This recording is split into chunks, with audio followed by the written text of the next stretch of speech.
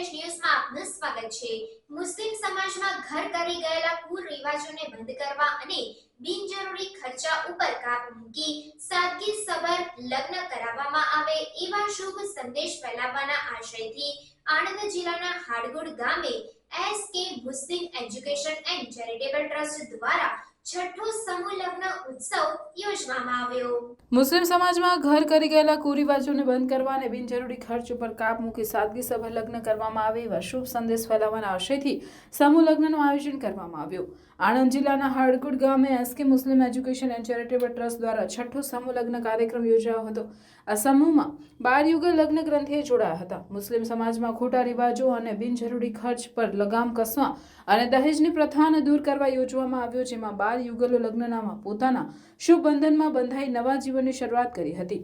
આ સમૂહ લગ્નના કાર્યક્રમને સફળ બનાવવા માટે એસકે ગ્રુપ અને હાડગુડ ગામના નાના મોટા યુવાનોએ હાથે હાથ મહેનત કરી SK Muslim education and charitable trust દ્વારા યોજવામાં આવેલો સફળ બનાવવામાં આવ્યું હતું અને સાથે સાથે આ સમૂહ લગ્નના પ્રોગ્રામમાં આવેલ અતિથિ મહેમાનોનો કુલ સ્વાલ અને ટ્રોફીથી આવકારીને સ્વાગત કરવામાં આવ્યું હતું। રિપોર્ટર નઝીર શેખ સાથે આરિફ સૈયદ।